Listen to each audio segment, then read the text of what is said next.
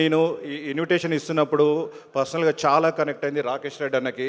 నేను పర్సనల్గా వెళ్ళి కనెక్ట్ అయినప్పుడు తన ఫైరింగ్ చూశాను. 700 మంది అమ్మాయిలకు ఒక బాత్రూమే ఉంది అని చెప్పి తను ఫైట్ చేస్తున్న విధానం, తన వల్ల సమాజం మొత్తం తెలవడం, నిజంగా మన ప్రజాప్రతినిధులు ఇన్ని సంవత్సరాలు పాలిస్తున్న వాళ్ళు సిగ్గుపడాలి అని చెప్తున్నాను ధైర్యంగా. వారికి 700 మంది అమ్మాయిలకు ఒక బాత్రూమ్ ఉన్న సివిల్ సర్వెంట్స్ ఏం చేస్తున్నారు, అక్కడ ఉన్న లెక్చరర్స్ ఏం చేస్తున్నారు, లోకల్లో ఉన్న ప్రజాప్రతినిధులు ఏం చేస్తున్నారు. కానీ ఇలాంటి ఒక లీడర్ వచ్చి తను ఫైరింగ్గా దాన్ని బయట ప్రపంచానికి తీసుకొచ్చినట్టే ధన్యవాదాలన్నా. మీలాంటి వాళ్ళు ఈ ఇన్స్పిరేషన్ ముందుకు సాగించాలన్నా. సో దయచేసి రాకేష్ రెడ్డి గారిని మాట్లాడాల్సిందిగా కోరుతున్నాను. ఈరోజు గ్లోబల్ తెలంగాణ అసోసియేషన్ ఈ సమావేశానికి నన్ను ఇన్వైట్ చేయడమే చాలా గొప్పగా భావిస్తున్నాను నేను. ఎందుకంటే చాలా కష్టాలు పడ్డాను నేను. రావాలా అద్దనుకున్నప్పుడు నేను చాలా దేశాలు తిరిగాను, సుమారు ఒక 120 దేశాలు తిరిగాను. మిమ్మల్ని అందరినీ చూస్తే చెప్పాడు మల్లారెడ్డి, అన్ని దేశాల నుంచి వస్తారన్నా అంటే, మిమ్మల్ని అందరిని చూస్తే మళ్ళీ నేను అన్ని దేశాలు చూసినట్టుంటుందని వచ్చాను. మిమ్మల్ని అందరినీ ఒక్కొక్క దేశం నుంచి చూస్తే. రెండోది ఏంటంటే, నేను ఇక్కడికి రావడానికి ముఖ్య కారణం విశ్వేశ్వర రెడ్డి గారు కూడా. ఒక 2 నిమిషాలు మీతో చెప్పాలి. నేను రాజకీయ జీవితంలోకి వచ్చి 4 నెలలు అయింది, గెలిచి నెల రోజులైంది. కానీ చాలా సమస్యలు కలిసివేస్తున్నాయి ఎందుకు వచ్చానా రాజకీయాల్లో. కానీ నా జీవితం నాకుండే 7 స్టార్ హోటళ్ళు, 5 స్టార్ హోటళ్ళు, నా లండన్లు, నా సింగపూర్లో. ఎవరిని ఏమనాలో అర్థం కావట్లేదు, ఎవరిని తిట్టాలో అర్థం కావట్లేదు. చాలా సమస్యలు. 80 సంవత్సరాల వృద్ధురాలు బస్ స్టాప్లో పడుకుంటుంది. గ్రూప్ 1 ఆఫీసర్ వచ్చి ఏడుస్తుంది నాతో. రాజకీయ నాయకులు కావచ్చు, ఐఏఎస్ ఆఫీసర్లు కావచ్చు, జ్యుడిషియల్ సిస్టమ్ కావచ్చు, సంఘ సేవ అనుకుంటూ తిరిగి బ్యానర్లు కట్టుకుంటూ అసోసియేషన్లు పెట్టుకున్నట్లు కావచ్చు. ఇవన్నీ దీని గురించే. ఈ హోటల్ వైస్రాయ్ హోటల్ సమావేశాల వరకే సరిపోతున్నాయి. కాబట్టి ఇప్పుడు కూడా చెప్పొచ్చాను, ఎక్కడో ఒక చోట తెలివి వచ్చిన తెలంగాణ హైదరాబాద్ ఉంది, తెలివి లేని తెలంగాణ పల్లెలు ఉంది. బతుక నేర్చిన ప్రతి ఒక్కడు విదేశాలకు వెళ్తుండొచ్చు, హైదరాబాద్ మాలాగా కోకాపేటలో విల్లలు కట్టుకుంటుండొచ్చు. కానీ ఏ తెలివి లేని అమాయకులు ఇంకా పల్లెటూరాలు అట్లా ఉన్నారు. కాబట్టి అందరూ దయచేసి మీకు వీలైనంత ఈ రాజకీయ నాయకులు నమ్మకండి.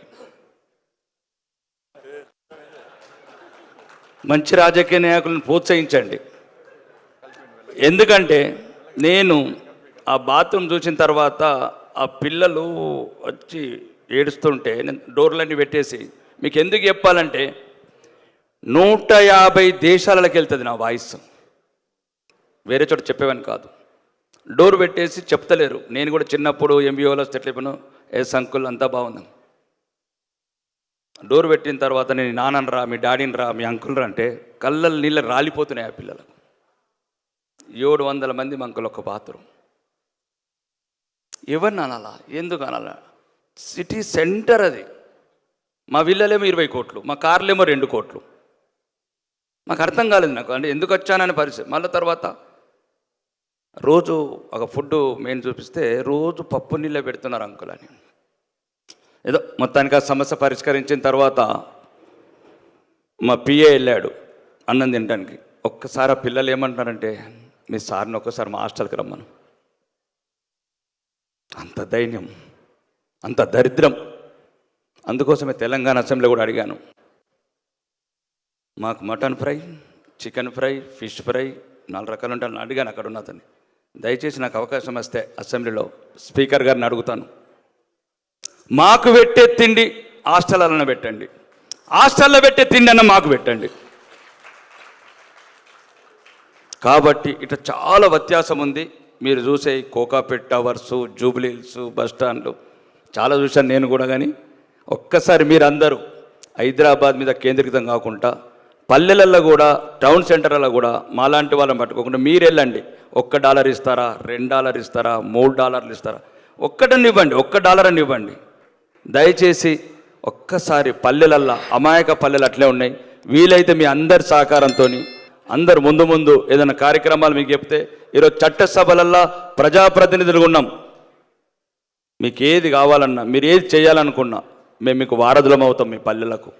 కానీ ఒక్కసారి దయచేసి ఈ హైదరాబాద్ని వదలండి. ఈ regional ring road, outer ring road, connected roads ఇవన్నీ వదలండి. దీని తర్వాత అసలైన తెలంగాణ ఉంది.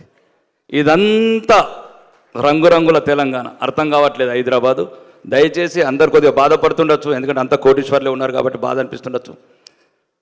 నేను చెప్పాను కదా, మామూలు స్థాయి నుంచి వచ్చాను, ఈరోజు మర్సిడీస్లలో తిరుగుతున్నాను, 100 కోట్లకు ఎదిగాను అన్నా కానీ సమాజం మీద బాధ అట్లనే ఉంది. నా చారిటీస్ వల్ల చాలా కార్యక్రమాలు చేశాను, చెప్పకుండా కూడా చాలా చేశాను.